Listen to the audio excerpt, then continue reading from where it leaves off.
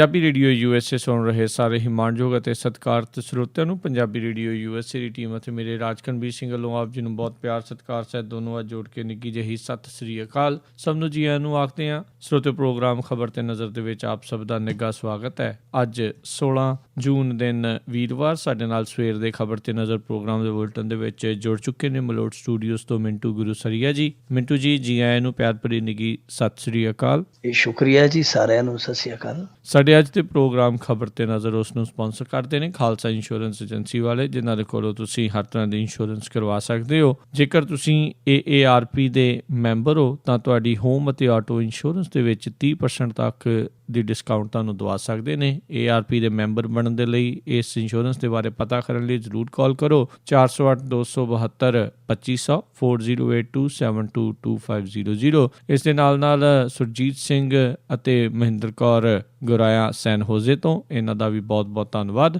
ਜੇਕਰ ਤੁਸੀਂ ਜਾਂ ਕੋਈ ਹੋਰ ਕਾਰੋਬਾਰ ਵੀ ਇਸ ਪ੍ਰੋਗਰਾਮ ਨੂੰ ਸਪਾਂਸਰ ਕਰਨਾ ਚਾਹੁੰਦੇ ਹੋ, ਸੰਪਰਕ ਕਰੋ ਨੰਬਰ 408-722-7698 408-722-7698 ਦੇ ਉੱਤੇ। ਮਿੰਟੂ ਜੀ, ਗੱਲਬਾਤ ਦਾ ਸਿਲਸਿਲਾ ਕਰੀਏ ਸ਼ੁਰੂ। ਇਰਾਕ ਦੇ ਵਿੱਚ ਲਾਪਤਾ ਹੋਏ 39 ਪੰਜਾਬੀਆਂ ਦੇ ਮਾਮਲੇ ਵਿੱਚ ਆਈ ਸੋਗੀ ਖਬਰ। ਬਹੁਤ ਕਹਿ ਲਈਏ ਜੀ ਕਿ ਮਨ ਨੂੰ ਰੰਜ ਦੇਣ ਵਾਲੀ ਖਬਰ ਹੈ, ਅੱਖਾਂ ਨੂੰ ਹੰਝ ਦੇਣ ਵਾਲੀ ਖਬਰ ਆ, ਕਿਉਂਕਿ ਇਸ ਖਬਰ ਨੂੰ ਲੈ ਕੇ ਸਾਰੇ ਪੰਜਾਬੀ ਹੀ ਚਿੰਤਤ ਹਨ, ਕਿਉਂਕਿ 2014 ਦੇ ਵਿੱਚ ਸਾਡੇ 39 ਪੰਜਾਬੀ ਕਿਰਤੀ ਕਾਮੇ ਆ ਜਿਹੜੇ ਇਰਾਕ ਦੇ ਵਿੱਚ ਅਗਵਾ ਹੋ ਗਏ ਸਨ।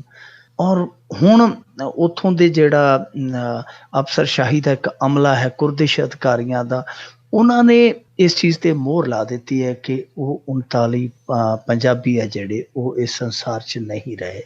ਪਹਿਲਾਂ ਸਾਡੇ ਇੱਥੋਂ ਗੁਰਦਾਸਪੁਰੋਂ ਇੱਕ ਮੁੰਡਾ ਹਰਜੀਤ ਮਸੀਹ ਜਿਹੜਾ ਉਹਨਾਂ ਦੇ ਨਾਲ ਸੀ, ਬਚ ਕੇ ਆਇਆ ਸੀ, ਉਹਨੇ ਆ ਕੇ ਇਹ ਦਾਅਵਾ ਕੀਤਾ ਸੀ। ਭਗਵੰਤ ਮਾਨ ਉਹਨੂੰ ਲਿਆਇਆ ਸੀ, ਪਰ ਜਦੋਂ ਉਹਨੇ ਖੁਲਾਸਾ ਕੀਤਾ ਉਹਦੇ ਮਗਰ ਪੁਲਿਸ ਤੇ ਹੋਰ ਏਜੰਸੀਆਂ ਲੱਗ ਗਈਆਂ ਜੀ। ਉਹ ਹੁਣ ਕਿੱਥੇ ਆ, ਕਿੱਧਰ ਗਿਆ, ਕੀ ਹਿਸਾਬ ਕਿਤਾਬ ਹੈ ਉਹਦਾ ਕੋਈ ਪਤਾ ਨਹੀਂ ਲੱਗਿਆ। ਉਹ ਕਿਉਂ ਉਹਨੂੰ ਪਰੇਸ਼ਾਨ ਕੀਤਾ ਗਿਆ ਪੁਲਿਸ ਵੱਲੋਂ, ਇਹ ਵੀ ਆਪਣੇ ਆਪ ਦੇ ਵਿੱਚ ਇੱਕ ਅਚੰਭਾ ਆ। ਪਰ ਉਹਦਾ ਦਾਅਵਾ ਜਿਹੜਾ ਅੱਜ ਪੁਖਤਾ ਜਾਪ ਰਿਹਾ ਹੈ, ਕਿਉਂਕਿ ਕੁਰਦਿਸ਼ ਜਿਹੜੇ ਖਾਸ ਤੌਰ 'ਤੇ ਉਹਨਾਂ ਦਾ ਕੁਰਦਿਸ਼ ਰੀਜਨਲ ਗੌਰਮੈਂਟ ਦੇ ਇੱਕ ਸੀਨੀਅਰ ਜਿਹੜੇ ਅਧਿਕਾਰੀ ਨੇ ਈਮੇਲ ਰਾਹੀਂ ਦੱਸਿਆ ਕਿ ਖੋਜ ਪੜਤਾਲ ਕੀਤੀ ਅਸੀਂ ਜਿੱਥੇ ਜਿੱਥੇ ਵਾਰਦਾਤਾਂ ਹੋਈਆਂ ਇਸ ਤਰ੍ਹਾਂ ਦੇ, ਜਿੱਥੇ ਸਮੂਹਿਕ ਕਤਲ ਹੋਏ ਆ, ਤਾਂ ਉਹਨਾਂ ਦੇ ਵਿੱਚ ਮੋਸਲ ਦੇ ਲਾਗੇ ਕਿਤੇ ਇੱਕ ਜਗ੍ਹਾ ਜਿੱਥੇ ਇਹਨਾਂ 39 ਪੰਜਾਬੀਆਂ ਨੂੰ ਮੌਤ ਦੇ ਘਾਟ ਉਤਾਰਿਆ ਗਿਆ। ਉਹ ਇੱਥੋਂ ਤੱਕ ਪੁਸ਼ਟੀ ਕਰਦੇ ਆ। ਪਰ ਜਿਹੜੀ ਕੇਂਦਰ ਸਰਕਾਰ ਹੈ ਉਹਨਾਂ ਦੀ ਇੱਕੋ ਤੋਤਾ ਰੱਟਿਆ ਕਿ ਉਹ ਹਾਲੇ ਵੀ ਕਹੀ ਜਾਂਦੇ ਆ ਕਿ ਨਹੀਂ ਜੀ ਇਹ ਦਾਅਵਾ ਗਲਤ ਆ, ਔਰ ਅਸੀਂ ਤੇ ਦੁਆ ਕਰਦੇ ਹਾਂ ਦਾਅਵਾ ਹੋਵੇ ਵੀ ਗਲਤ ਆ। ਸਾਡੀ ਤੇ ਕਾਮਨਾ ਇਹੋ ਹੀ ਹੈ ਕਿ ਉਹ ਰੰਗੇ ਭਾਗੀ ਆਪਣੇ ਵਾਪਸ ਘਰਾਂ ਨੂੰ ਪਰਤੇ ਆਉਣ, ਸੋਨੇ ਬਨੇਰਿਆਂ ਤੇ ਖੁਸ਼ੀਆਂ ਚਹਿਕਣ ਲੱਗ ਪੈਣ, ਉਹਨਾਂ ਦੀ ਮਾਵਾਂ ਦੇ ਜਿਹੜੇ ਤਪਦੇ ਹਿਰਦੇ ਆ ਉਹਨਾਂ ਨੂੰ ਠੰਡ ਪੈ ਜਾਵੇ। ਸੋ ਪਰ ਸਵਾਲ ਇਸ ਗੱਲ ਦਾ ਉੱਠਦਾ ਆ ਕਿ ਕੇਂਦਰ ਇੱਕੋ ਹੀ ਗੱਲ ਤੇ ਅੜੀ ਹੋਈ ਹੈ ਕਿ ਉਹ ਜਿੰਦਾ ਨੇ ਹੋਣੇ ਵੀ ਚਾਹੀਦੇ ਨੇ, ਪਰ ਅੱਜ ਤੱਕ ਕੇਂਦਰ ਵਿਦੇਸ਼ ਮੰਤਰਾਲਾ ਇਹ ਨਹੀਂ ਦੱਸ ਸਕਿਆ ਕਿ ਉਹ ਜਿੰਦਾ ਨੇ ਤਾਂ ਹੈ ਕਿੱਥੇ ਨੇ। ਜੀ ਜੇਕਰ ਤੁਸੀਂ 2 ਸਾਲਾਂ 'ਚ ਆਪਣੇ ਨਾਗਰਿਕਾਂ ਦਾ ਇਹ ਵੀ ਪਤਾ ਨਹੀਂ ਲਾ ਸਕਦੇ ਕਿ ਉਹ ਹੈ ਕਿੱਥੇ ਨੇ, ਫਿਰ ਤਾਂ ਤੁਸੀਂ ਕਰ ਲੀਆਂ ਕਮਾਈਆਂ। ਜੇਕਰ ਉਹ ਜਿੰਦਾ ਨੇ ਤੁਸੀਂ ਇਹ ਤੇ ਪਤਾ ਕਰੋ ਹੈ ਕਿੱਥੇ ਨੇ, ਲੋਕਾਂ ਨੂੰ ਉਹਨਾਂ ਦੇ ਘਰਦਿਆਂ ਨੂੰ ਇਹ ਤੇ ਦੱਸੋ ਕਿ ਫਲਾਣੀ ਥਾਂ ਤੇ ਅਸੀਂ ਉਹਨਾਂ ਨੂੰ ਲੱਭਿਆ, ਉਹਨਾਂ ਦੀ ਅਸੀਂ ਖੋਜ ਪੜਤਾਲ ਕੀਤੀ ਹੈ, ਜਲਦੀ ਰਿਹਾ ਕਰ ਲਾਂਗੇ। ਔਰ ਜਿੱਥੋਂ ਤੱਕ ਤੁਸੀਂ ਕੋਸ਼ਿਸ਼ਾਂ ਕੀਤੀਆਂ ਨੇ, ਕਿਹਦੇ ਨਾਲ ਗੱਲਬਾਤ ਕੀਤੀ ਹੈ, ਉਹਦਾ ਕੋਈ ਬਿਊਰਾ ਤਾਂ ਦਿਓ ਲੋਕਾਂ ਨੂੰ, ਉਹਦੀ ਕੋਈ ਜਾਣਕਾਰੀ ਤਾਂ ਦਿਓ। ਸਿਰਫ ਇਹ ਆਖ ਦੇਣਾ ਕਿ ਉਹ ਜਿਉਂਦੇ ਨੇ, ਇਹ ਹੁਣ ਗੱਲ ਜਿਹੜੀ ਜਿਉਂਦਿਆਂ ਵਾਲੀ ਹੈ ਉਹ ਹੁਣ ਝੂਠੀ ਜਾਪਣ ਲੱਗ ਪਈ ਹੈ। ਖਾਸ ਤੌਰ ਤੇ ਜਿਹੜੇ 2 ਹੁਣ ਉਤੋਂ ਹੇਠਾਂ, ਵੈਸੇ ਇੱਕ ਪੱਤਰਕਾਰ ਸੀਗਾ ਇੱਕ ਚੈਨਲ ਦਾ ਜੀ, ਉਹਨੇ ਸਭ ਤੋਂ ਪਹਿਲਾਂ ਖਬਰ ਚਲਾਈ ਸੀਗੀ, ਰਿਪੋਰਟ ਕੀਤੀ ਸੀ ਉਹਨੇ, ਉਹਨੂੰ ਝੂਠਾ ਕੀਤਾ ਗਿਆ, ਉਹਨੂੰ ਵੀ ਬਹੁਤ ਸਾਰੇ ਲੋਕਾਂ ਨੇ ਨਿਸ਼ਾਨੇ ਤੇ ਲਿਆ। ਪਰ ਅੱਜ ਉਹ ਹੁਣ ਸਾਰੇ ਉਹਨਾਂ ਦੇ ਦਾਅਵੇ ਆ ਜਿਹੜੇ ਉਹ ਇਹਨਾਂ ਦੇ ਦਾਅਵਿਆਂ ਦੇ ਨਾਲੋਂ ਕਿਤੇ ਵੱਧ ਤਾਕਤ ਵਾਲੇ ਜਾਪਦੇ ਆ। ਪਰ ਸਵਾਲ ਇਹ ਉੱਠਦਾ ਕਿ ਇਹਨਾਂ ਪੰਜਾਬੀਆਂ ਨੂੰ ਇੰਨਾ ਨਜ਼ਰ ਅੰਦਾਜ਼ ਕਿਉਂ ਕੀਤਾ ਗਿਆ? ਕਿਸੇ ਵੀ ਹਾਲਤ ਦੇ ਵਿੱਚ ਸਨ, ਜਿੰਦਾ ਸਨ ਜਾਂ ਇਸ ਸੰਸਾਰ ਤੋਂ ਕੂਚ ਕਰ ਗਏ, ਕੋਈ ਠੋਸ ਜਾਣਕਾਰੀ ਤਾਂ ਲੈ ਕੇ ਆਉਂਦੇ। ਦੇਖੋ ਉਹਨਾਂ ਤੋਂ ਬਾਅਦ 47 ਦੇ ਲਗਭਗ ਨਰਸਾਂ ਜਿਹੜੀਆਂ ਕੇਰਲ ਦੀਆਂ ਅਗਵਾ ਹੁੰਦੀਆਂ ਉੱਥੇ, ਜੀ ਜੀ ਜੀ, ਉਹ ਨਰਸਾਂ ਜਿਹੜੀਆਂ 48 ਘੰਟਿਆਂ ਦੇ ਅੰਦਰ ਅੰਦਰ ਭਾਰਤ 'ਚ ਵਾਪਸ ਵੀ ਆ ਜਾਂਦੀਆਂ। ਕੁਸ਼ਲ ਮੰਗਲ ਮੰਗਾ ਲਈਆਂ ਜਾਂਦੀਆਂ। ਚੰਗੀ ਗੱਲ ਆ, ਉਹ ਸਾਡੀਆਂ ਭੈਣਾਂ ਨੇ, ਸਾਡੀਆਂ ਧੀਆਂ ਨੇ ਵਾਪਸ ਆ ਗਈਆਂ, ਚੰਗਾ ਹੋਇਆ। ਯਮਨ ਦੇ ਵਿੱਚ 2600 ਭਾਰਤੀ ਜਿਹੜਾ ਫਸਦਾ ਹੈ, ਤੇ ਜਿਹੜਾ ਸਾਬਕਾ ਜਨਰਲ VK ਸਿੰਘ ਭਾਜਪਾ ਦਾ ਅੱਜ ਕੱਲ੍ਹ ਰਾਜ ਮੰਤਰੀ ਹੈ, ਉਹ ਉੱਥੇ ਜਾ ਕੇ ਬਹਿ ਜਾਂਦਾ, ਉੱਥੇ ਡੰਡਾ ਡੇਰਾ ਆਪਦਾ ਲਾ ਲੈਂਦਾ, ਤੇ ਉੱਥੋਂ ਸਾਰਿਆਂ ਨੂੰ ਸਭ ਕੁਸ਼ਲ ਉੱਥੋਂ ਕੱਢ ਲਿਆਉਂਦਾ। ਇਹ ਵੀ ਚੰਗੀ ਗੱਲ ਆ। ਪਰ ਤੁਸੀਂ ਜਦੋਂ ਇਹ ਪੰਜਾਬੀਆਂ ਦਾ ਮਾਮਲਾ ਆਉਂਦਾ, ਤੁਸੀਂ ਅੱਖਾਂ ਹੀ ਫੇਰ ਲੈਂਦੇ ਹੋ। ਤੁਹਾਡੇ ਕੋਲ ਇੱਕੋ ਗੱਲ ਹੈ, ਜਿਉਂਦੇ ਆ। ਪਰ ਇੱਕ ਚੀਜ਼ ਜਿਹੜੀ ਹੈ ਉਹ ਸਭ ਤੋਂ ਜ਼ਿਆਦਾ ਰੜਕਦੀ, ਕਿ ਜਿਹੜੀ ਇਹਨਾਂ ਨੇ ਕੀਤੀ ਪਰ ਸਾਡੇ ਜਿਹੜੇ ਲੀਡਰ ਸੀ ਉਹ ਵੀ ਕੱਖ ਨਹੀਂ ਕਰ ਸਕੇ। ਅਫਸੋਸ ਇਸ ਗੱਲ ਦਾ। ਹਾਂ, ਭਗਵੰਤ ਮਾਨ ਥੋੜਾ ਜਿਹਾ 1-2 ਵਾਰੀ 4 ਵਾਰੀ ਉਹਨੇ ਇਸ ਮੁੱਦੇ ਨੂੰ ਚੁੱਕਿਆ, ਪਰ ਬਾਅਦ ਦੇ ਵਿੱਚ ਉਹ ਵੀ ਬੈਠ ਬਿਠਾ ਗਏ। ਪਰ ਸਵਾਲ ਇਹ ਉੱਠਦਾ ਕਿ ਜਦੋਂ ਕੇਰਲ ਦੀਆਂ ਨਰਸਾਂ ਉੱਥੇ ਲਾਪਤਾ ਹੋਈਆਂ ਸਨ, ਤੇ ਓਮਾਨ ਚਾਂਦੀ ਜਿਹੜਾ ਉਦੋਂ ਕੇਰਲਾ ਦਾ ਮੁੱਖ ਮੰਤਰੀ ਸੀ, ਉਹਨੇ ਉੱਥੇ ਆ ਕੇ ਪੈਰ ਕੱਢ ਲਿਆ ਸੀ ਦਿੱਲੀ 'ਚ, ਕਿ ਮੈਨੂੰ ਮੇਰੇ ਰਾਜ ਦੀਆਂ ਜਿਹੜੀਆਂ ਨਰਸਾਂ ਉਹ ਹੁਣੇ ਇੱਥੇ ਚਾਹੀਦੀਆਂ ਵਾਪਸ। ਤੇ ਉਦੋਂ ਗਿਆ ਸੀ ਜਦੋਂ ਉਤਰੀਆਂ ਏਅਰਪੋਰਟ ਤੇ ਸਾਡਾ ਮੁੱਖ ਮੰਤਰੀ ਉਧਰ, ਤੇ ਉਹਨਾਂ ਦੇ ਘਰਾਂ 'ਚ ਵੈਣ ਪੈਣ ਡਏ ਸੀ, ਤੇ ਇਹ ਪਿੰਡਾਂ 'ਚ ਆਖਣ ਡਿਆ ਸੀ ਭੀੜ ਪੈ ਗਈ ਹੈ ਜੀ, ਹੁਣ ਇੱਕ ਅਖੰਡ ਪਾਠ ਰਖਾਓ, ਮੁੰਡੇ ਆ ਜਾਣ। ਇਹ ਕੋਸ਼ਾਂ ਦਾ ਫਰਕ ਆ। ਸੋ ਕੋਸ਼ਿਸ਼ ਨਾ ਦਿੱਲੀ ਨੇ ਕੀਤੀ ਹੈ, ਤੇ ਨਾ ਸਾਡੇ ਇੱਥੋਂ ਦੀ ਲੋਕਲ ਲੀਡਰਸ਼ਿਪ ਨੇ ਕੀਤੀ ਹੈ। ਕੋਸ਼ਾਂ ਦੀ ਘਾਟ ਰਹਿ ਗਈ ਹੈ। ਹੁਣ ਵੀ ਸਮਾਂ ਹੈ ਕਿ ਇਸ ਬਾਰੇ ਕੋਈ ਠੋਸ ਜਾਣਕਾਰੀ, ਤੱਥਾਂ ਦੇ ਆਧਾਰ ਤੇ ਠੋਸ ਜਾਣਕਾਰੀ ਦੇਣੀ ਚਾਹੀਦੀ ਹੈ ਕਿ ਉਹ ਹੈ ਨੇ ਜਾਂ ਨਹੀਂ। ਸੋ ਇੱਕ ਪਾਸੇ ਲੱਗੇ ਗੱਲ, ਜੋ ਇੰਤਜ਼ਾਰ ਹੈ ਉਹ ਅਦਰ ਚ ਨਾ ਲਟਕੇ, ਇੱਧਰ ਹੋ ਜਾਏ ਜਾਂ ਉੱਧਰ ਹੋ ਜਾਏ, ਕੋਈ ਇੱਕ ਪਾਸੇ ਗੱਲ ਲੱਗੇ। ਜੀ ਜੀ, ਅੱਗੇ ਵਧਦੇ ਹਾਂ ਮਿੰਟੂ ਜੀ। ਵੀ ਉੜਤਾ ਪੰਜਾਬ ਦੇ ਲਈ ਆਖਿਰ ਰਾਹ ਹੋਇਆ ਸਾਫ਼, ਭਲ ਕੇ ਉਤਰੇਗੀ ਪਰਦੇ ਤੇ, ਪਰ ਲੋਕਾਂ ਦੇ ਕੰਪਿਊਟਰਾਂ ਲੈਪਟਾਪਾਂ ਤੇ ਪਹਿਲਾਂ ਹੀ ਪਹੁੰਚ ਗਈ। ਹਾਲੇ ਪਰਦੇ ਤੇ ਉਤਰਨੀ ਹੈ, ਪਰ ਪਰਦੇ ਪਹਿਲਾਂ ਹੀ ਉਤਰ ਗਏ ਜੀ, ਪਰਦਾ ਕੋਈ ਨਹੀਂ ਰਹਿ ਗਿਆ। ਸਾਰਿਆਂ ਨੇ ਫਿਲਮ ਦੇਖ ਵੀ ਲਈ, ਰਿਵਿਊ ਵੀ ਆ ਗਏ, ਔਰ ਲੋਕਾਂ ਨੇ ਦੱਸ ਵੀ ਦਿੱਤਾ ਕਿ ਇਹਦੇ 'ਚ ਕੀ ਹੈ, ਇਹਦੇ 'ਚ ਕੁਛ ਨਹੀਂ। ਤਾਂ ਮੇਰੇ ਖਿਆਲ ਦੇ ਵਿੱਚ ਜੋ ਮਨਸ਼ਾ ਸੀ, ਜਿਸ ਬੰਦੇ ਨੇ ਇਸ ਨੂੰ ਵਾਇਰਲ ਕੀਤਾ ਜਾਂ ਕਰਾਇਆ, ਇਹਨੂੰ ਲੀਕ ਕੀਤਾ, ਤਾਂ ਉਹ ਤਕਰੀਬਨ ਕਾਮਯਾਬ ਰਿਹਾ। ਕਿ ਆਰਥਿਕ ਸੱਟ ਜਿੰਨੀ ਕੁ ਮਾਰਨੀ ਚਾਹੁੰਦੇ ਸੀ, ਜਾਂਦੇ ਭੂਤ ਦੀ ਉਹ ਲੰਗੋਟੀ ਵਾਲੀ ਗੱਲ ਸੀ, ਕਿਉਂਕਿ ਫਿਲਮ ਨਾ ਹਾਈ ਕੋਰਟ 'ਚ ਰੁਕੀ, ਨਾ ਸੁਪਰੀਮ ਕੋਰਟ 'ਚ ਰੁਕੀ, ਨਾ ਪਹਿਲਾਜ ਨਿਹਲਾਨੀ ਦੇ ਜਾਲ ਦੇ ਵਿੱਚ ਫਸੀ, ਸਾਰੇ ਪਾਸਿਓਂ ਨਿਕਲ ਗਈ। ਤੇ ਇਹਨਾਂ ਨੇ ਆਖਿਆ ਕਿ ਹੁਣ ਜਾਂਦੇ ਭੂਤ ਦੀ ਲੰਗੋਟੀ ਲਾ ਲਓ, ਹੁਣ ਇਹੀ ਕੰਮ ਕਰ ਲਓ। ਤਾਂ ਜੋ ਕੀਤਾ ਗਿਆ, ਉਹ ਜਿਸ ਮਨਸ਼ਾ ਦੇ ਨਾਲ ਕੀਤਾ ਗਿਆ, ਉਹਨੇ ਜਿੰਨਾ ਕੁ ਨੁਕਸਾਨ ਕਰਨਾ ਬਣਦਾ ਸੀ ਕਰ ਦਿੱਤਾ। ਹੁਣ ਜਿਹੜਾ ਇਹ ਲੀਕ ਵਾਲਾ ਮਾਮਲਾ ਹੈ, ਸਭ ਤੋਂ ਚਿੰਤਾ ਵਾਲੀ ਗੱਲ ਆ ਕਿ ਕਿਵੇਂ ਇਹ ਫਿਲਮ ਜਿਹੜੀ ਹੈ, ਔਰ ਖਾਸ ਤੌਰ ਤੇ HD ਪ੍ਰਿੰਟ ਹੈ, ਜਿਹੜਾ HD ਪ੍ਰਿੰਟ ਹੈ ਉਹ ਲੀਕ ਹੋਇਆ। ਹੁਣ ਜਿਹੜਾ ਉਹ ਉੱਥੋਂ ਦਾ ਮੁਖੀ ਹੈ ਫਿਲਮ ਸਰਟੀਫਿਕੇਸ਼ਨ ਬੋਰਡ ਦਾ, ਪਹਿਲਾਜ ਨਿਹਲਾਨੀ, ਉਹ ਕਹਿੰਦਾ ਜੀ ਸਾਡੇ ਕੋਲ ਕਾਪੀ ਆਉਣ ਤੋਂ ਪਹਿਲਾਂ ਹੀ ਇਹ ਫਿਲਮ ਜਿਹੜੀ ਲੀਕ ਹੋ ਚੁੱਕੀ ਸੀ। ਜੇ ਲੀਕ ਹੋ ਚੁੱਕੀ ਸੀ ਤੇ ਲੋਕਾਂ ਨੇ ਅੱਜ ਕਿਉਂ ਡਾਊਨਲੋਡ ਕੀਤੀ ਹੈ? ਫਿਰ ਤਾਂ ਉਦਾਂ ਹੀ ਲਾਲਾ ਹੋ ਜਾਣੀ ਸੀ। ਜਦੋਂ ਮਾੜੀ ਜੀ ਨੈਟ ਤੇ ਆਈ ਹੈ, ਨਾਲ ਦੀ ਨਾਲ ਲੋਕਾਂ ਨੇ ਚੁੱਕ ਲਈ, ਨਾਲ ਦੀ ਨਾਲ ਸੈਂਕੜੇ ਵੈਬਸਾਈਟ ਤੇ ਫਿਲਮ ਜਿਹੜੀ ਹੈ ਉਹ ਅਪਲੋਡ ਕਰ ਦਿੱਤੀ ਗਈ, ਲੋਕਾਂ ਨੇ ਡਾਊਨਲੋਡ ਕੀਤੀ। ਸੋ ਜੇਕਰ ਉਸ ਦਿਨ ਆਉਣ ਤੋਂ ਪਹਿਲੇ ਇਹ ਜਿਹੜੀ ਫਿਲਮ ਲੀਕ ਹੋਈ ਸੀਗੀ, ਤੇ ਫਿਰ ਤੁਸੀਂ ਉਦੋਂ ਹੀ ਕਹਿਣਾ ਸੀ ਭਾਈ ਲੀਕ ਹੋਈ ਹੈ ਫਿਲਮ, ਹਾਲੇ ਇਹਦੀ ਜ਼ਰੂਰਤ ਹੀ ਨਹੀਂ ਇਹਨੂੰ ਸਰਟੀਫਿਕੇਟ ਦੇਣ ਦੀ, ਤੇ ਘਰਾਂ ਤੱਕ ਪਹੁੰਚ ਵੀ ਗਈ ਹੈ, ਤੁਸੀਂ ਉਸ ਦਿਨ ਕਿਉਂ ਨਹੀਂ ਗੱਲ ਕਹੀ? ਸੋ ਮਾਮਲੇ ਕਈ ਪਾਸਿਆਂ ਤੋਂ ਸ਼ੱਕੀ ਆ। ਪਰ ਹੁਣ ਜੋ ਮਸਲਾ ਬਣੇਗਾ ਉਹ ਇਹ ਬਣੇਗਾ ਕਿ ਸਵੇਰੇ ਫਿਲਮ ਹੈ ਜਿਹੜੀ ਉਹ ਮੈਦਾਨ ਚ ਆਏਗੀ, ਘੋੜੇ ਦਾ ਮੈਦਾਨ, ਉੱਥੇ ਪਤਾ ਲੱਗ ਜਾਏਗਾ ਕਿ ਇਹ ਫਿਲਮ ਕਿੰਨੀ ਕੁ ਕ੍ਰਾਂਤੀ ਲਿਆਉਂਦੀ ਹੈ, ਕਿੰਨਾ ਕੁ ਸੱਚ ਆਪਣੇ ਨਾਲ ਲਪੇਟ ਕੇ ਲਿਆਉਂਦੀ ਹੈ, ਕਿੰਨਾ ਕੁ ਅਸਰ ਛੱਡਦੀ ਹੈ, ਕਿੰਨਾ ਕੁ ਸੁਨੇਹਾ ਸਾਰਥਿਕ ਦਿੰਦੀ ਹੈ। ਇਹ ਸਾਰੀਆਂ ਚੀਜ਼ਾਂ ਕੀ ਇਸ ਫਿਲਮ ਦੇ ਵਿੱਚ ਹੋਣਗੀਆਂ, ਇਹ ਹੁਣ ਲੋਕ ਫੈਸਲਾ ਕਰਨਗੇ, ਜਾਂ ਜਿਹੜੇ ਐਕਸਪਰਟ ਨੇ ਫਿਲਮਾਂ ਦੇ ਰਿਵਿਊ ਕਰਦੇ ਆ ਨਿਰਪੱਖ ਰਹਿ ਕੇ, ਉਹ ਦੱਸਣਗੇ ਕਿ ਇਸ ਫਿਲਮ ਦੇ ਵਿੱਚ ਕੀ ਕੱਢਣ ਪਾਉਣ ਨੂੰ ਆ। ਪਰ ਜੇ ਸੋਸ਼ਲ ਮੀਡੀਆ ਤੇ ਵੇਖੀਏ ਤੇ ਹਾਲੇ ਤੱਕ ਇਹ ਤੇ ਲੋਕੀ ਆਂਦੇ ਆ ਕਿ ਫਿਲਮ ਦੇ ਵਿੱਚ ਜੋ ਵਿਖਾਇਆ ਉਹ ਸੱਚ ਆ, ਪਰ ਜਿਸ ਢੰਗ ਨਾਲ ਵਿਖਾਇਆ ਗਿਆ ਉਹ ਤੇ ਨਿਰਾ ਆਤਿਆ। ਇੱਥੋਂ ਤੱਕ ਵੀ ਲੋਕ ਕਹਿੰਦੇ ਆ ਕਿ ਕੋਈ ਪਰਿਵਾਰ ਦੇ ਨਾਲ ਫਿਲਮ ਵੇਖਣ ਦੀ ਗਲਤੀ ਨਾ ਕਰ ਲਿਓ, ਕੱਲੇ ਜਾਇਓ, ਕੱਲਿਆਂ ਦੇ ਵੇਖਣ ਵਾਲੀ ਫਿਲਮ ਆ। ਸੋ ਇੱਦਾਂ ਦੇ ਜਿਹੜੇ ਹੁਣ ਕਮੈਂਟ ਆ ਸੋਸ਼ਲ ਮੀਡੀਆ ਤੇ ਵੇਖਣ ਨੂੰ ਮਿਲਦੇ ਆ, ਰਿਵਿਊ ਵੀ ਲੋਕੀ ਪਾਈ ਜਾਂਦੇ ਆ ਕਿ ਇਸ ਫਿਲਮ ਦੇ ਵਿੱਚ ਜੋ ਵੀ ਕੀਤਾ ਗਿਆ ਸਾਰੀ ਸੁੱਟ ਸਰਦਾਰਾਂ ਤੇ ਸੁੱਟ ਦਿੱਤੀ ਗਈ ਹੈ ਕਿ ਇੱਕ ਨੂੰ ਹੀ ਜਿਹੜਾ ਉਹ ਬਣਾ ਦਿੱਤਾ ਗਿਆ ਕਿ ਉਹੀ ਤਸਕਰ ਹੈ, ਉਹੀ ਨਸ਼ੇੜੀ ਹੈ, ਉਹੀ ਪੁਲਿਸ ਵਾਲਾ ਭ੍ਰਿਸ਼ਟਾ ਹੈ, ਸਾਰਾ ਕੁਝ ਉਹਦੇ ਤੇ ਸੁੱਟ ਦਿੱਤੀ ਗਈ ਹੈ। ਸੋ ਇਹ ਸਾਰੀਆਂ ਚੀਜ਼ਾਂ ਹੁਣ ਕੱਲ ਨੂੰ ਸਾਫ਼ ਹੋਣਗੀਆਂ, ਪਰ ਇੱਕ ਚੀਜ਼ ਹੁਣੇ ਹੀ ਸਾਫ਼ ਆ, ਇੱਕ ਚੀਜ਼ ਪਹਿਲਾਂ ਹੀ ਸਾਫ਼ ਆ ਕਿ ਜਿੱਦਾਂ ਲੀਕ ਵੱਜ ਗਈ ਤੇ ਅੱਧੇ ਉਧਰ ਖੜ ਕੇ ਅੱਧੇ ਉਧਰ ਖੁੜ ਗਏ, ਕੱਲ ਨੂੰ ਵੀ ਇਸੇ ਲੀਕ ਦੇ ਦੁਆਲੇ ਦੋਵੇਂ ਟੀਮਾਂ ਖੜੀਆਂ ਹੋਣਗੀਆਂ। ਇੱਕ ਆਖੇਗਾ ਕਿ ਫਿਲਮ ਮਹਾ ਬੇਕਾਰ ਫਿਲਮ ਆ, ਮਹਾ ਬੇਕਾਰ ਫਿਲਮ ਆ, ਇਹਨੂੰ ਵੇਖਣ ਦਾ ਕੋਈ ਫਾਇਦਾ ਨਹੀਂ, ਤੇ ਦੂਜੇ ਪਾਸੇ ਖੜੇ ਆਖਣਗੇ ਬੱਲੇ ਬੱਲੇ ਬੱਲੇ ਬਈ ਫਿਲਮ ਹੀ ਇਹ ਬਣੀ ਅੱਜ ਤੱਕ। ਸੋ ਕਿਉਂਕਿ ਦੋ ਗਰੁੱਪ ਹੈ ਜਿਹੜੇ ਆਪਸ ਦੇ ਵਿੱਚ ਉਹ ਇਸ ਫਿਲਮ ਨੂੰ ਲੈ ਕੇ ਟਸਲ ਰੱਖੀ ਬੈਠੇ ਆ।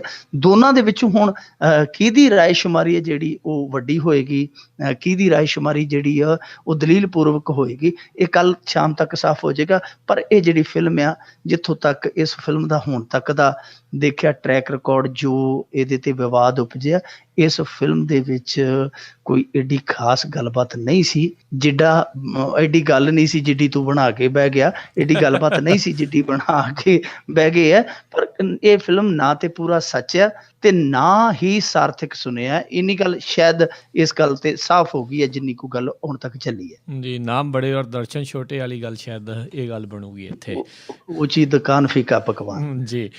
ਤੇ ਅਗਲੀ ਗੱਲ ਕਰਦੇ ਹਾਂ, ਕਮਲਨਾਥ ਦਾ ਸਖਤ ਵਿਰੋਧ ਹੋਇਆ, ਇੰਚਾਰਜ ਕੀ ਛੱਡੀ, ਸ਼ੀਲਾ ਦੀਕਸ਼ਤ ਦੇ ਹੱਥ ਕਹਿੰਦੇ ਕਮਾਨ ਆ ਰਹੀ ਹੈ ਜੀ।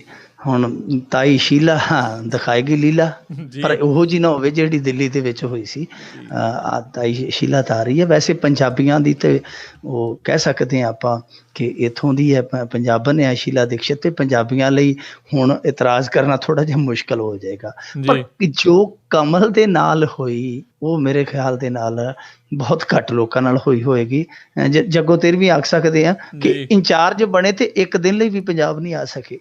ਉਹ ਜਿਹੜੀ ਕਲਗੀ ਸੀ ਦਿੱਲੀ 'ਚ ਹੀ ਲੱਗੀ ਤੇ ਦਿੱਲੀ 'ਚੋਂ ਹੀ ਵਾਪਸ ਲੈ ਗਈ। ਪਰ ਇਸ ਮਾਮਲੇ ਦੇ ਵਿੱਚ ਕਾਂਗਰਸ ਦੀ ਰੱਜ ਕੇ ਖੇ ਹੋਈ ਹੈ, ਰੱਜ ਕੇ, ਔਰ ਇਹ ਖੇ ਇਹਨਾਂ ਨੇ ਆਪ ਹੀ ਕਰਵਾ ਲਈ। ਕੋਈ ਇਹਨਾਂ ਦੀ ਘਲਾੜੇ 'ਚ ਬਾਹ ਨਹੀਂ ਸੀ ਆਈ, ਜਾਂ ਕਿਸੇ ਨੇ ਪਿਸਤੌਲ ਨਹੀਂ ਸੀ ਰੱਖਿਆ ਇਹਨਾਂ ਦੀ ਪੁਰਪੜੀ ਤੇ ਕਿ ਭਾਈ ਇਹਨੂੰ ਭੇਜੋ, ਕੁਛ ਨਹੀਂ ਸੀ। ਆਪ ਹੀ ਇਹਨਾਂ ਦੇ ਜਿਹੜੇ ਨੀਤੀ ਘਾੜੇ ਰੱਖੇ, ਆਪ ਹੀ ਇਹ ਜਿਹੜੇ ਅੱਗੇ ਆਗੂ ਬਣੇ ਫਿਰਦੇ, ਇਹਨਾਂ ਦੇ ਆਪ ਦੇ ਹੀ ਫੈਸਲੇ ਸੀ। ਉਸ ਦਿਨ ਆਪਾਂ ਕੈਪਟਨ ਦੇ ਬਿਆਨ ਦੀ ਜਿਹੜੀ ਕਰਦੇ ਪਏ ਸੀਗੇ ਥੋੜਾ ਜਿਹੀ ਚੀਰ ਫਾੜ, ਕਿ ਇਹਨੇ ਪਹਿਲਾਂ ਹੀ ਨਾਂ ਲੈਤਾ ਸੀਗਾ।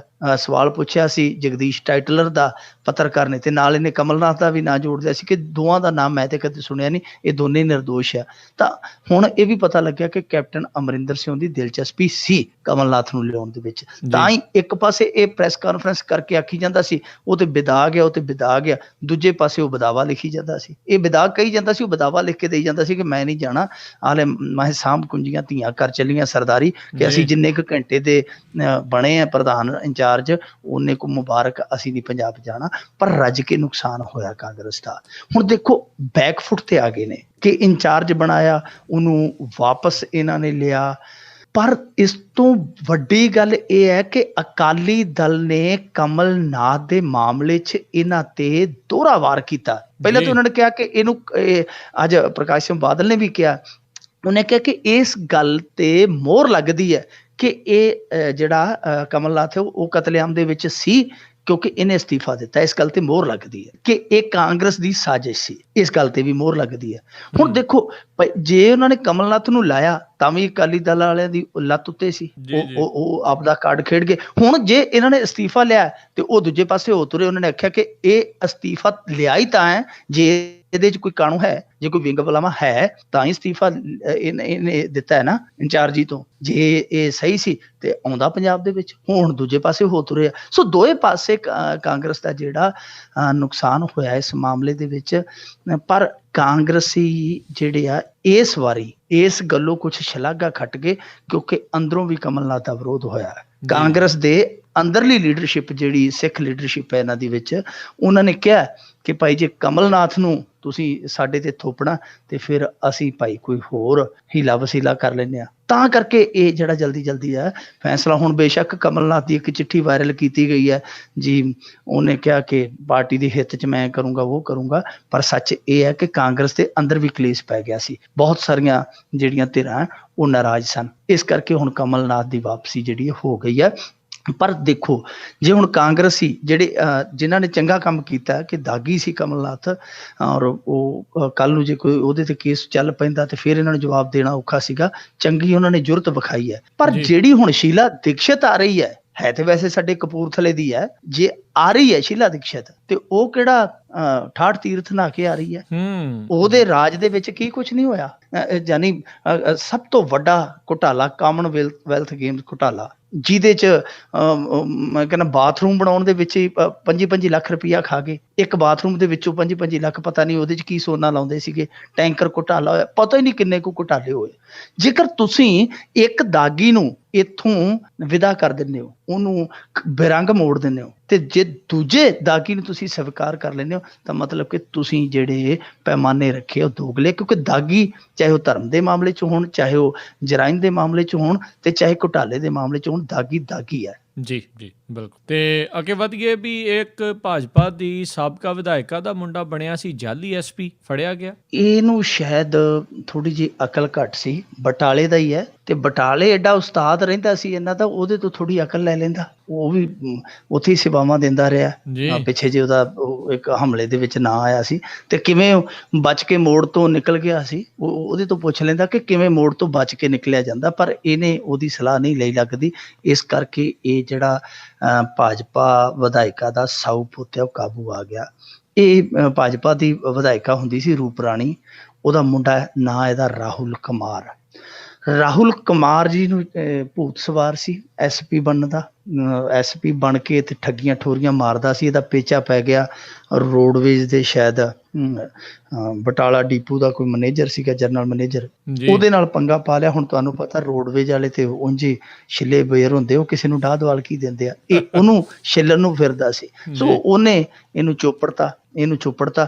ਮਾਰਚ ਦੇ ਵਿੱਚ ਸ਼ਿਕਾਇਤ ਕਰ ਦਿੱਤੀ। ਜਾਂਚ ਤੋਂ ਬਾਅਦ ਪੁਲਿਸ ਨੇ ਹੁਣ ਮਾਮਲਾ ਦਰਜ ਕਰ ਲਿਆ, ਤੇ ਜਿਹੜਾ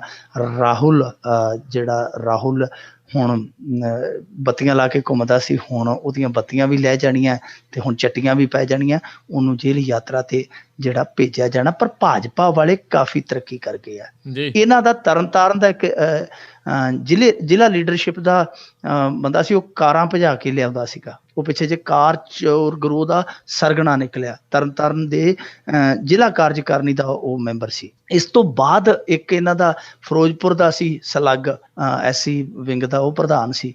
ਉਹ ਰਾਜਸਥਾਨ ਦੇ ਵਿੱਚੋਂ ਭੁੱਕੀ ਬੋਰੀ ਦੀ ਲਿਆਉਂਦਾ ਫੜਿਆ ਗਿਆ ਸੀਗਾ। ਉਦੋਂ ਇੱਥੇ ਭੁੱਕੀ ਦੀ ਬੜੀ ਸ਼ਾਰਟੇਜ ਸੀ, ਪਤਾ ਨਹੀਂ ਲੋਕਾਂ ਦੀ ਸੇਵਾ ਕਰਨ ਲਈ ਲਿਆ ਰਿਹਾ ਸੀ। ਉਹ ਨੀਮ ਜ਼ਿਲ੍ਹੇ ਦੇ ਵਿੱਚ ਫੜਿਆ ਗਿਆ ਸੀਗਾ, ਨੀਮ 'ਚ ਜ਼ਿਲ੍ਹਾ ਹੈ ਇੱਧਰ। ਇੱਕ ਜਿਹੜੇ ਕਮਲ ਸ਼ਰਮਾ ਦੇ ਖਾਸ ਹੁੰਦੇ ਸੀ, ਜਿੰਮੀ ਹੋਰੀ, ਉਹ ਤਸਕਰਾਂ ਦੀ ਮਦਦ ਕਰਦੇ, ਉਹ ਫੜੇ ਗਏ, ਲਪੇਟੇ ਗਏ ਕਿ ਪੈਸੇ ਲੈ ਕੇ ਤਸਕਰਾਂ ਨੂੰ ਛਡਾਉਂਦੇ ਸੀ ਪੁਲਿਸ ਤੋਂ। ਅਮਰਜੀਤ ਅੰਬੇ ਵਰਗੇ ਦੀ ਉਹ ਕਰਦੇ ਸੀ ਹੈਲਪ, ਤੇ ਉਹ ਸਾਰਾ ਮਾਮਲਾ ਸਾਹਮਣੇ ਆ ਗਿਆ। ਜੁਗਰਾਜ ਕਟੋਰਾ ਤੋਂ ਘਿਰੇ ਗਏ। ਜਾਨੀ ਜਿਹੜੇ ਇਹ ਕੁਝ ਵਾਪਰਿਆ ਹੁਣ ਆ ਨਿਕਲ ਆਇਆ। ਜੋ ਭਾਜਪਾ ਇਸ ਮਾਮਲੇ 'ਚ ਤਰੱਕੀ ਕਰਦੀ ਹੈ, ਤੇ ਉਹ ਜਿਹੜੀ ਤਰੱਕੀ ਹੈ ਉਹ ਇਸ ਕਹਾਵਤ ਨੂੰ ਸਾਰਥਕ ਕਰਦੀ ਹੈ ਕਿ ਜੈਸੀ ਸੰਗਤ ਤੈਸੀ ਰੰਗਤ, ਖਰਬੂਜੇ ਕੋ ਦੇਖ ਖਰਬੂਜਾ ਰੰਗ ਪਕੜਤਾ ਹੈ। ਜੀ ਜੀ। ਤੇ ਅੱਗੇ ਵਧੀਏ। ਕੈਪਟਨ ਅਮਰਿੰਦਰ ਸਿੰਘ ਨੇ ਦਿੱਲੀ ਦੇ ਵਿੱਚ ਪੰਜਾਬ ਦੀ ਅਮਨ ਕਾਨੂੰਨ ਵਿਵਸਥਾ ਦਾ ਮੁੱਦਾ ਉਠਾਇਆ। ਇਹਨੇ ਕੱਲ ਟਾਈਮ ਮੰਗਿਆ ਸੀ ਗ੍ਰਹਿ ਮੰਤਰੀ ਰਾਜਨਾਥ ਤੋਂ ਕਿ ਜੀ ਅਸੀਂ ਤੁਹਾਨੂੰ ਵਿਥਿਆ ਸੁਣਾਉਣੀ ਹੈ, ਜੋ ਸਾਡੇ ਪੰਜਾਬ ਦੇ ਵਿੱਚ ਹਾਲ ਹੈ, ਜੋ ਸਾਡੇ ਸੂਬੇ ਦੇ ਵਿੱਚ ਹਾਲ ਪਾਰਿਆ ਮੱਛੀ ਹੈ, ਸਾਡੀ ਗੱਲ ਸੁਣੋ। ਉਹਨਾਂ ਨੇ ਇਹਨੂੰ ਟਾਈਮ ਨਹੀਂ ਦਿੱਤਾ। ਬੜਾ ਜਲੀਲ ਮਹਿਸੂਸ ਕੀਤਾ ਕੈਪਟਨ ਅਮਰਿੰਦਰ ਸਿੰਘ ਨੇ ਕਿ ਕਿਸੇ ਸਮੇਂ ਤੇ ਯਾਰ ਅਸੀਂ ਮੁੱਖ ਮੰਤਰੀ ਸੀ, ਅੱਜ ਸਾਨੂੰ ਟਾਈਮ ਹੀ ਨਹੀਂ ਦੇ ਰਹੇ। ਤਾਂ ਫਿਰ ਇਹਨੇ ਜਿਹੋ ਜਿਹਾ ਕਬਾ ਸੁਭਾਅ ਆ, ਤਾਂ ਇਹਨਾਂ ਨੇ ਆਪਣੇ ਕਬੇ ਸੁਭਾਅ ਦੇ ਮੁਤਾਬਕ ਇਹਨਾਂ ਨੇ ਕਿਹਾ ਕਿ ਨਾ ਸੁਣੋ ਤੇ ਗੱਲ ਨਹੀਂ ਸੁਣਨੀ, ਨਾ ਸੁਣੋ, ਅਸੀਂ ਇੱਥੇ ਪ੍ਰੈਸ ਕਾਨਫਰੰਸ ਕਰ ਲੈਂਦੇ ਹਾਂ। ਪ੍ਰੈਸ ਕਾਨਫਰੰਸ ਰੱਖ ਕੇ ਇਹਨਾਂ ਨੇ ਉੱਥੇ ਇਹ ਚਿੱਠਾ ਖੋਲ੍ਹਿਆ ਜੀ ਕਿ ਪੰਜਾਬ ਦੀ ਜਿਹੜੀ ਅਮਨ ਕਾਨੂੰਨ ਦੀ ਵਿਵਸਥਾ ਬਿਲਕੁਲ ਡਾਵਾਂਡੋਲ ਹੋ ਚੁੱਕੀ ਆ। ਇਹ ਹੋ ਰਿਹਾ, ਉਹ ਹੋ ਰਿਹਾ, ਮਾਤਾ ਚੰਦ ਕੌਰ ਦਾ ਕਤਲ ਹੋ ਗਿਆ, ਫਲਾਣੇ ਢੱਡਰੀਆਂ ਵਾਲੇ ਤੇ ਹਮਲਾ ਹੋ ਗਿਆ। ਯਾਨੀ ਚਿੱਠੇ ਆ ਜਿਹੜੇ 2-3 ਮਹੀਨਿਆਂ ਦੇ ਸਾਰੇ ਇਹਨੇ ਫੋਲ ਕੱਤੇ ਆ। ਨਾਲ ਇੱਕ ਡਰਾਵਾ ਵੀ ਦਿੱਤਾ। ਇਹਨੇ ਕਿਹਾ ਕਿ ਜੇ ਸਥਿਤੀ ਨੂੰ ਕੰਟਰੋਲ ਨਾ ਕੀਤਾ ਗਿਆ ਤੇ ਇਹ ਇਕੱਲੀ ਸੂਬੇ ਦੇ ਵਿੱਚ ਹੀ ਨਹੀਂ, ਇਹ ਅੱਗ ਫਿਰ ਕੌਮੀ ਪੱਧਰ ਤੇ ਮੱਚ ਜਾਣੀ ਹੈ। ਕੌਮੀ ਪੱਧਰ ਤੇ ਦੇਖੋ ਗੱਲ ਕਹਿਣ ਦਾ ਜਿਹੜਾ ਲਹਿਜ਼ਾ ਹੈ ਕੈਪਟਨ ਸਾਹਿਬ ਦਾ, ਉਹ ਕੀ ਹੈ ਕਿ ਇਹ ਪੰਜਾਬ ਸੂਬਾ ਪੂਰੇ ਦੇਸ਼ ਨੂੰ ਜਿਹੜਾ ਉਹ ਗੜਬੜ ਕਰ ਸਕਦਾ ਹੈ। ਕਹਿਣ ਦਾ ਮਤਲਬ ਇਹੀ ਹੈ, ਪਰ ਇਹ ਗੱਲ ਇਹਨਾਂ ਦੇ ਮੂੰਹੋਂ ਸੋਭਦੀ ਨਹੀਂ। ਠੀਕ ਆ, ਸਾਡਾ ਘਰ ਜਿੰਨਾ ਮਰਜ਼ੀ ਠੀਕ ਹੈ ਵਿਗੜਿਆ ਹੋਵੇ, ਅਸੀਂ ਗਲੀ ਦੇ ਵਿੱਚ ਖੜ ਕੇ ਰੌਲਾ ਪਾਈਏ ਕਿ ਸਾਡੇ ਘਰ ਇਹ ਹੋ ਗਿਆ ਉਹ ਹੋ ਗਿਆ, ਚੰਗਾ ਨਹੀਂ ਲੱਗਦਾ ਬੰਦਾ। ਇਹਨਾਂ ਨੂੰ ਥੋੜ੍ਹੀ ਜਿਹੀ ਸਿਆਣਪ ਵਰਤਣੀ ਚਾਹੀਦੀ ਹੈ। ਪਰ ਜਿੱਥੋਂ ਤੱਕ ਅਮਨ ਕਾਨੂੰਨ ਦੀ ਵਿਵਸਥਾ ਦਾ ਮਾਮਲਾ ਆ, ਤੇ ਅਮਨ ਕਾਨੂੰਨ ਦੀ ਵਿਵਸਥਾ ਤੇ ਉਦਣ ਵੀ ਛਿੱਕੇ ਤੇ ਟੰਗੀ ਸੀ ਜਿੱਦਣ ਸ਼ਹਿਟਾ ਦੇ ਵਿੱਚ ਅਕਾਲੀਆਂ ਦੇ ਇੱਕ ਵਿਗੜੇ ਕਾਕੇ ਨੇ ਥਾਣੇਦਾਰ ਜਿਹੜਾ ਆਪਣੀ ਧੀ ਦੀ ਪੱਤ ਬਚਾਉਣ ਆਇਆ ਸੀ ਉਹਨੂੰ ਛਨਣੀ ਕਰ ਘੱਤਿਆ ਸ਼ਰੇ ਬਾਜ਼ਾਰ। ਅਮਨ ਕਾਨੂੰਨ ਤੇ ਉਦਣ ਵੀ ਡਾਵਾਂਡੋਲ ਸੀ ਜਿੱਦਣ ਦੂਜੀ ਤੀਜੀ ਵਾਰ ਵਿਗੜਿਆ ਅਕਾਲੀਆਂ ਦਾ ਇੱਕ ਨੌਜਵਾਨ ਫਰੀਦਕੋਟ ਦੇ ਵਿੱਚੋਂ ਦਿਨ ਦੀਵੀ ਕੁੜੀ ਚੁੱਕ ਕੇ ਲੈ ਗਿਆ ਸੀ। ਅਮਨ ਕਾਨੂੰਨ ਦੀ ਵਿਵਸਥਾ ਤੇ ਉਦਣ ਵੀ ਡਾਵਾਂਡੋਲ ਸੀਗੀ ਜਿੱਦਣ ਮੋਗੇ ਵਾਲਾ ਹਾਦਸਾ ਵਾਪਰਿਆ। ਅਮਨ ਕਾਨੂੰਨ ਦੀ ਵਿਵਸਥਾ ਤੇ ਉਦਣ ਵੀ ਡਾਵਾਂਡੋਲ ਸੀ ਜਿੱਦਣ ਜਗਦੀਸ਼ ਭੁੱਲਾ ਫੜਿਆ ਗਿਆ। ਉਹ ਕਿਹੜਾ ਛੋਟਾ ਕੰਮ ਸੀ। ਸਾਰਾ ਕੁਝ ਅਮਨ ਕਾਨੂੰਨ ਦੀ ਵਿਵਸਥਾ ਤੇ ਸ਼ੁਰੂ ਤੋਂ ਲੈ ਕੇ ਡਾਵਾਂਡੋਲ ਆ। ਪਰ ਕੈਪਟਨ ਅਮਰਿੰਦਰ ਸਿੰਘ ਨੂੰ ਆ ਮਹੀਨੇ ਕੁ ਦਾ ਹੀ ਕਿਉਂ ਦਿਖਦਾ ਹੈ? ਮਹੀਨੇ ਕੁ ਦੀਆਂ ਘਟਨਾਵਾਂ ਚੱਕੀ ਫਿਰਦੇ ਜੀ, ਇੱਥੇ ਆ ਹੋਇਆ ਇੱਥੇ ਆ ਹੋਇਆ। ਜਿਹੜੀਆਂ ਪਿਛਲੀਆਂ ਘਟਨਾਵਾਂ ਉਹ ਕਿਉਂ ਨਹੀਂ ਗਿਣਾਉਂਦੇ? ਜਦੋਂ ਲੋਕ ਸੜਕਾਂ ਤੇ ਸਨ, ਬੇਅਦਬੀ ਦੇ ਮਾਮਲੇ ਹੀ ਲੈ ਲਓ, ਦੂਰ ਨਾ ਜਾਓ, ਉਦੋਂ ਕੈਪਟਨ ਅਮਰਿੰਦਰ ਸਿੰਘ ਨੂੰ ਕਿਉਂ ਨਹੀਂ ਦਿਖਿਆ? ਕਿਉਂ ਉਦੋਂ ਮਹਿਲਾਂ ਦੇ ਵਿੱਚੋਂ ਨਹੀਂ ਨਿਕਲੇ? ਜਦੋਂ ਇਹ ਲੋਕੀ ਸੜਕਾਂ ਤੇ ਸਨ, ਇਹਨਾਂ ਵੱਡੇ ਕਾਂਡਾਂ ਦੇ ਵਿੱਚ ਜਦੋਂ ਲੋਕ ਉਬਲ ਰਹੇ ਸਨ, ਤਾਂ ਉਦੋਂ ਕਿਸੇ ਨੇ ਬਾਂਹ ਨਹੀਂ ਫੜੀ? ਕਿ ਉਦੋਂ ਸੂਬਾ ਹੋਰ ਸੀ, ਲੋਕ ਹੋਰ ਸੀ, ਜਾਂ ਉਦੋਂ ਇਹ ਜਿਹੜਾ ਨਜ਼ਰੀਆ ਸੀ ਉਹ ਹੋਰ ਸੀ? ਤਾਂ ਮੇਰੇ ਖਿਆਲ ਦੇ ਨਾਲ ਉਹ ਜੋ ਨਜ਼ਰੀਆ ਹੋਰ ਸੀ, ਕਿਉਂਕਿ ਉਦੋਂ ਪ੍ਰਧਾਨ ਹੋਰ ਸੀ। ਹੁਣ ਜਬ ਠੇਸ ਲੱਗੀ ਦਿਲ ਪਰ ਤੋਂ ਰਾਜ ਖੁੱਲਾ ਹਮ ਪਰ, ਹੁਣ ਠੇਸ ਲੱਗੀ ਹੈ ਤੇ ਹੁਣ ਰਾਜ ਆਪਦੇ ਤੇ ਖੁੱਲਦਾ ਪਿਆ। ਸੋ ਇਹ ਜਿਹੜੀ ਰਾਜਨੀਤੀ ਕੈਪਟਨ ਸਾਹਿਬ ਕਰਦੇ ਪਏ ਆ, ਇਹ ਰਾਜਨੀਤੀ ਹੁਣ ਸ਼ਾਇਦ ਚੱਲਿਆ ਕਾਰਤੂਸ ਹੈ। ਲੋਕ ਸਭ ਕੁਝ ਸਮਝਦੇ ਆ, ਅਗਾਊ ਸਮਝ ਜਾਂਦੇ ਆ ਕਿ ਕੀ ਕੁਝ ਹੋ ਰਿਹਾ। ਹਾਂ ਠੀਕ ਹੈ, ਜੇ ਅਮਨ ਕਾਨੂੰਨ ਦੀ ਵਿਵਸਥਾ ਮਾੜੀ ਹੈ ਤੇ ਤੁਸੀਂ ਦਿੱਲੀ ਜਾ ਕੇ ਰੌਲਾ ਕਿਉਂ ਪਾ ਰਹੇ? ਤੁਹਾਡੀ ਉਹ ਗੱਲ ਨਹੀਂ ਸੁਣਦੇ ਪਏ, ਪ੍ਰੈਸ ਕਾਨਫਰੰਸ ਕੀਤਾ ਜ਼ਿਆਦਾ ਸੁਣ ਲੈਣਗੇ। ਤੁਸੀਂ ਆਓ ਆਪਦੇ ਸੂਬੇ ਦੇ ਵਿੱਚ ਜੱਦੋਜਹਿਦ ਕਰੋ। ਆ ਧਰਨੇ ਤੁਸੀਂ ਲਾ ਹੀ ਰਹੇ ਹੋ, ਧਰਨੇ ਲਾਓ, ਜੋ ਕਰਨਾ ਕਰੋ, ਜਿਹੜੀ ਭੂਮਿਕਾ ਨਿਭਾਉਣੀ ਨਿਭਾਓ। 8-9 ਸਾਲ ਤੇ ਤੁਸੀਂ ਸੁੱਤਿਆਂ ਲੰਘਾਤੇ, ਹੁਣ ਤੁਸੀਂ ਕਹਿੰਦੇ ਹੋ ਕਿ ਅਮਨ ਕਾਨੂੰਨ ਦੀ ਵਿਵਸਥਾ ਵਿਗੜ ਗਈ ਹੈ। ਜਿੰਨੇ ਉਹ ਜ਼ਿੰਮੇਵਾਰ ਆ ਉਨੇ ਹੀ ਤੁਸੀਂ ਜ਼ਿੰਮੇਵਾਰ ਹੋ। ਜੀ। ਕਿਸਾਨ ਖੁਦਕੁਸ਼ੀ ਦੇ ਮਾਮਲੇ ਦੇ ਵਿੱਚ ਹੁਣ ਮੁਆਵਜ਼ੇ ਦੀ ਕਾਣੀ ਵੰਡ, ਇਹ ਦੇਖੋ ਜੀ, ਇੱਕ ਪੈਮਾਨਾ ਰੱਖਿਆ ਇਹਨਾਂ ਨੇ। ਜੇ ਤੇ ਕੋਈ ਇਹਨਾਂ ਦੇ ਏੜ ਗੇੜ ਵਾਲਾ ਆ ਉਹਨੂੰ ਤੇ ਖੜੇ ਪੈਰ ਹੀ ਦੇ ਦਿੰਦੇ ਮੁਆਵਜ਼ਾ ਕਿ ਆ ਲਓ ਜੀ। ਜੇ ਕੋਈ ਜ਼ਿਆਦਾ ਹਾਈ ਪ੍ਰੋਫਾਈਲ ਮਾਮਲਾ ਹੋਵੇ ਉਹਦੇ ਵਿੱਚ ਵੀ ਦੇ ਦਿੰਦੇ ਆ। ਪਰ ਦੂਜੇ ਪਾਸੇ ਇਹਨਾਂ ਨੇ ਸ਼ਰਤਾਂ ਵੀ ਰੱਖੀਆਂ। ਸ਼ਰਤਾਂ 2-3 ਨੇ, ਜਿੱਦਾਂ ਕਿ ਇੱਕ ਬੰਦੇ ਦੀ ਜਿਹੜੀ FIR ਹੋਣੀ ਚਾਹੀਦੀ ਹੈ, ਦੂਜਾ ਪੋਸਟਮਾਰਟਮ ਹੋਣਾ ਚਾਹੀਦਾ, ਤੀਜਾ ਉਹਦੇ ਸਿਰ ਕਰਜ਼ਾ ਹੋਣਾ ਜ਼ਰੂਰੀ ਹੈ, ਤਾਂ ਹੀ ਉਹ ਸਰਕਾਰੀ ਮਦਦ ਦਾ ਜਿਹੜਾ ਦਾਅਵੇਦਾਰ ਬਣੇਗਾ। ਇਹਦੇ ਲਈ ਕਮੇਟੀ ਬਣਾਈ ਹੈ ਜਿਹਦੇ 'ਚ SDM ਹੁੰਦਾ, DC ਹੁੰਦਾ, ਡਾਕਟਰ ਹੁੰਦਾ, ਇੱਕ ਪੁਲਿਸ ਵਾਲਾ ਹੁੰਦਾ, ਇੱਕ ਪੰਚਾਇਤ ਦਾ ਨੁਮਾਇੰਦਾ ਹੁੰਦਾ।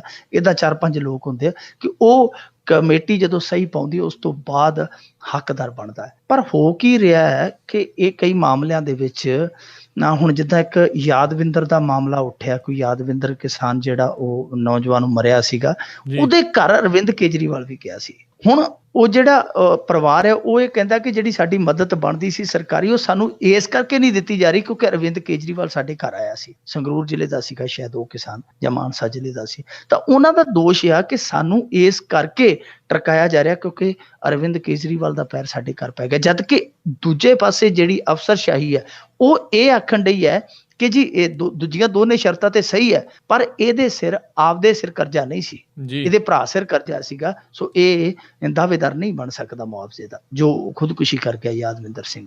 ਹੁਣ ਇਹ ਚੀਜ਼ ਜਿਹੜੀ ਹੈ ਉਹ ਵਾਕਿਆ ਕਹਾਣੀ ਵੰਡ ਵਾਲੀ ਹੈ, ਕਿਉਂਕਿ ਦੇਖੋ ਜੇਕਰ ਬਾਪ ਮਰ ਜਾਂਦਾ ਹੈ ਤਾਂ ਉਹਦਾ ਕਰਜ਼ਾ ਜਿਹੜਾ ਸ਼ਿਫਟ ਹੋ ਕੇ ਪੁੱਤ ਦੇ ਸਿਰ ਤੇ ਆ ਜਾਂਦਾ, ਉਹਨੂੰ ਮੋੜਨਾ ਪੈਂਦਾ ਜੀ। ਤੇ ਜੇ ਇਸ ਤਰੀਕੇ ਦੇ ਨਾਲ ਕਰਜ਼ਾ ਅੱਗੇ ਚੱਲ ਜਾਂਦਾ, ਅਗਲੀ ਪੀੜ੍ਹੀ ਕੋਲ ਚੱਲ ਜਾਂਦਾ ਹੈ, ਤੇ ਐਵੇਂ ਮੰਨ ਲਓ ਹੁਣ ਇੱਕ ਮੁਖੀ ਹੈ ਪਰਿਵਾਰ ਦਾ, ਉਹ ਲੈਣ ਦੇਣ ਉਹ ਕਰਦਾ ਹੈ, ਉਹਦੇ ਸਾਰੇ ਕਰਜ਼ੇ ਉਹਦੇ ਨਾਮ ਆ, ਪਰ ਟੈਨਸ਼ਨ ਹੈ ਜਿਹੜੀ, ਕਿਉਂਕਿ ਉਹ ਮੁਖੀ ਹੈ ਜਿਹੜਾ ਉਹ ਤੇ ਮੰਜੇ ਤੇ ਬਹਿ ਗਿਆ, ਉਹ ਤੇ ਕੰਮ ਨਹੀਂ ਕਰਦਾ। ਹੁਣ ਉਹਦੇ ਲੈਣ ਦੇਣ ਦਾ ਵੀ ਕੰਮ ਹੈ ਜਿਹੜਾ ਢਿੱਲਾ ਪੈ ਗਿਆ, ਉਹ ਸਾਰਾ ਕੁਝ ਜਿਹੜਾ ਅਗਲੀ ਪੀੜ੍ਹੀ ਵੇਖਦੀ ਹੈ, ਉਹਦੇ ਕੋਲੋਂ ਇਹ ਸਾਰੇ ਫਿਕਰ ਫਾਕੇ ਆ ਜਿਹੜੇ ਸੰਭਾਲੇ ਨਹੀਂ ਜਾਂਦੇ, ਉਹਨਾਂ ਦੇ ਵਿੱਚੋਂ ਕੋਈ ਖੁਦਕੁਸ਼ੀ ਕਰ ਜਾਂਦਾ ਹੈ। ਤੇ ਕੀ ਅਸੀਂ ਇਸ ਆਧਾਰ ਤੇ ਉਹਨੂੰ ਇਸ ਦਾਅਵੇਦਾਰੀ ਚੋਂ ਬਾਹਰ ਕਰ ਦਈਏ ਕਿ ਨਹੀਂ ਇਹਦਾ ਤਾਂ ਜੀ ਇਹਦੇ ਸਿਰ ਕਰਜ਼ਾ ਨਹੀਂ ਸੀ? ਇਹਦਾ ਮਤਲਬ ਹੈ ਕਿ ਹੁਣ ਅੱਗੇ ਤੋਂ ਜਿਹੜਾ ਖੁਦਕੁਸ਼ੀ ਕਰੇਗਾ ਉਹ ਇਹ ਵੇਖੇਗਾ ਪਹਿਲਾਂ ਕਿ ਮੇਰੇ ਸਿਰ ਕਰਜ਼ਾ ਹੈ ਨਹੀਂ, ਜੇ ਨਹੀਂ ਹੈਗਾ ਤੇ ਫਿਰ ਉਹ ਕਿਸੇ ਨੂੰ ਜਾਮਣ ਸ਼ਾਮਣ ਪਾ ਕੇ ਆਖੇਗਾ 10-20 ਹਜ਼ਾਰ ਦਾ ਯਾਰ ਕਰਜ਼ਾ ਹੀ ਮੇਰੇ ਸਿਰ ਪਵਾ ਦੇ, ਮੈਂ ਮਰਨਾ।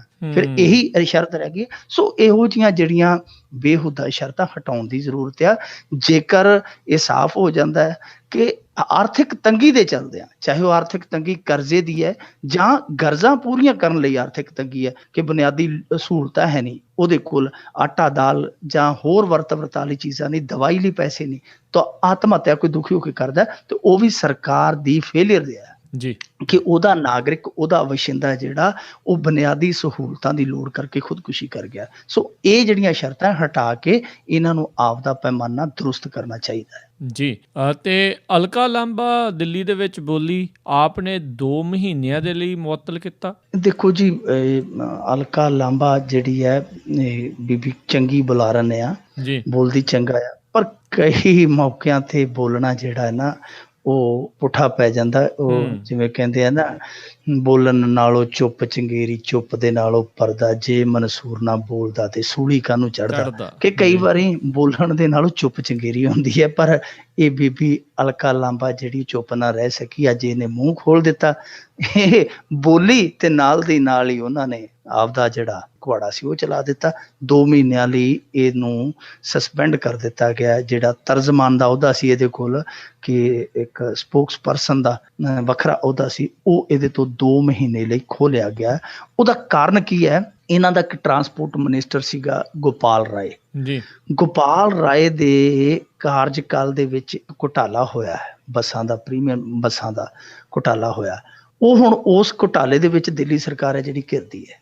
ਗੋਪਾਲ ਰਾਏ ਨੇ ਅਸਤੀਫਾ ਦਿੱਤਾ ਹੈ ਤੇ ਅਰਵਿੰਦ ਕੇਜਰੀਵਾਲ ਸਰਕਾਰ ਨੇ, ਆਮ ਆਦਮੀ ਪਾਰਟੀ ਵਾਲਿਆਂ ਨੇ ਤਰਕ ਦਿੱਤਾ ਸੀ ਕਿ ਗੋਪਾਲ ਰਾਏ ਨੇ ਖਰਾਬ ਸਿਹਤ ਦੇ ਚੱਲਦਿਆਂ ਅਸਤੀਫਾ ਦਿੱਤਾ ਹੈ, ਜਦਕਿ ਅੰਦਰ ਦੀ ਗੱਲ ਕੁਝ ਹੋਰ ਸੀ। ਅਲਕਾ ਲਾਂਬਾ ਨੇ ਅੱਜ ਪੱਤਰਕਾਰਾਂ ਨੂੰ ਕਹਿਤਾ, ਉਹ ਕਹਿੰਦੀ ਜੀ ਸਾਡੇ ਗੋਪਾਲ ਰਾਏ ਜੀ ਅਸਤੀਫਾ ਤੇ ਨਹੀਂ ਸੀ ਦਿੰਦੇ, ਪਰ ਕੇਜਰੀਵਾਲ ਹੋਰਾਂ ਨੇ ਉਹ ਘੁਟਾਲੇ ਕਰਕੇ ਲਿਆ। ਉਹ ਪੋਲ ਖੁੱਲ ਗਈ, ਉਹ ਪੋਲ ਖੁੱਲ ਗਈ ਤੇ ਨਾਲ ਦੀ ਨਾਲ ਉਹ ਮੂੰਹ ਹੈ ਜਿਹੜਾ ਬੰਦ ਹੋ ਗਿਆ।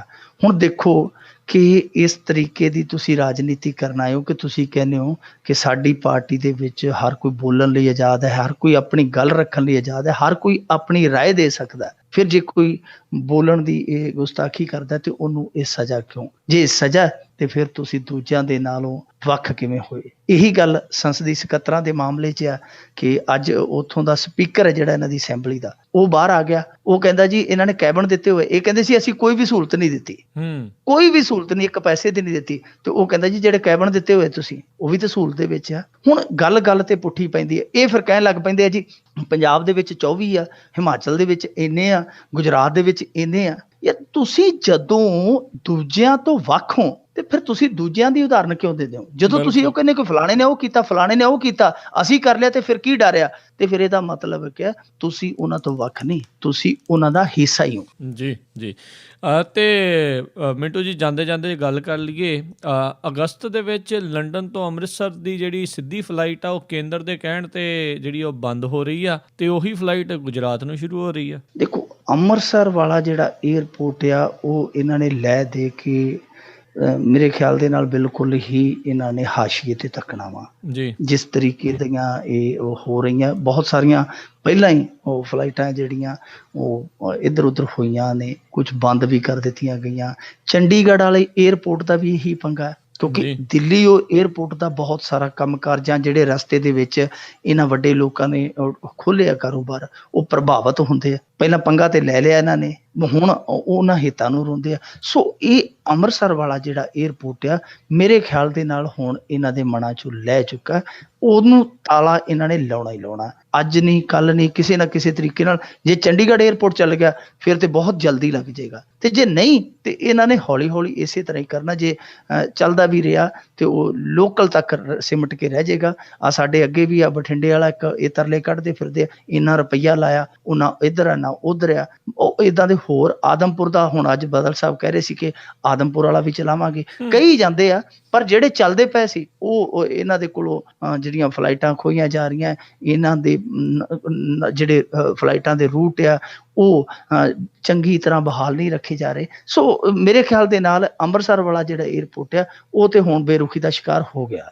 ਜੀ ਜੀ ਬਿਲਕੁਲ। ਤੇ ਬਹੁਤ ਬਹੁਤ ਧੰਨਵਾਦ ਕਰਦੇ ਹਾਂ ਮਿੰਟੂ ਜੀ, ਸਮਾਂ ਇਜਾਜ਼ਤ ਨਹੀਂ ਦਿੰਦਾ ਵੀ ਹੋਰ ਗੱਲਬਾਤ ਕਰ ਸਕੀਏ। ਕੱਲ੍ਹ ਨੂੰ ਇੱਕ ਵਾਰੀ ਫੇਰ ਆਪਾਂ ਮਿਲਾਂਗੇ ਅਗਲੇ ਪ੍ਰੋਗਰਾਮ ਦੇ ਵਿੱਚ। ਉਦੋਂ ਤੱਕ ਲਈ ਤੁਹਾਡਾ ਬਹੁਤ ਬਹੁਤ ਧੰਨਵਾਦ, ਮਿਹਰਬਾਨੀ, ਸਤਿ ਸ਼੍ਰੀ ਅਕਾਲ। ਸ਼ੁਕਰੀਆ ਜੀ, ਸਤਿ ਸ਼੍ਰੀ ਅਕਾਲ। ਤੇ ਸਰੋਤਿਓ, ਇੱਥੇ ਹੀ ਸਾਡਾ ਅੱਜ ਦਾ ਇਹ ਪ੍ਰੋਗਰਾਮ ਖਬਰ ਤੇ ਨਜ਼ਰ ਉਹ ਵੀ ਹੁਣ ਸਮਾਪਤ ਹੁੰਦਾ ਹੈ। ਹੁਣ ਮੈਨੂੰ ਰਾਜਕਨਵੀਰ ਸਿੰਘ ਨੂੰ ਵੀ ਇਜਾਜ਼ਤ ਦਿਓ। ਮੇਰੇ ਵੱਲੋਂ ਵੀ ਆਪ ਸਭ ਨੂੰ ਬਹੁਤ ਪਿਆਰ ਸਤਿਕਾਰ ਸਹਿਤ ਦੋਨੋਂ ਹੱਥ ਜੋੜ ਕੇ ਨਿੱਘੀ ਜਿਹੀ ਸਤਿ ਸ਼੍ਰੀ ਅਕਾਲ। ਜਿਉਂਦੇ ਵਾਸਤੇ ਰਹੋ, ਹੱਸਦੇ ਖੇਲਦੇ ਰਹੋ ਤੇ ਸੁਣਦੇ ਰਹੋ ਪੰਜਾਬੀ ਰੇਡੀਓ USA।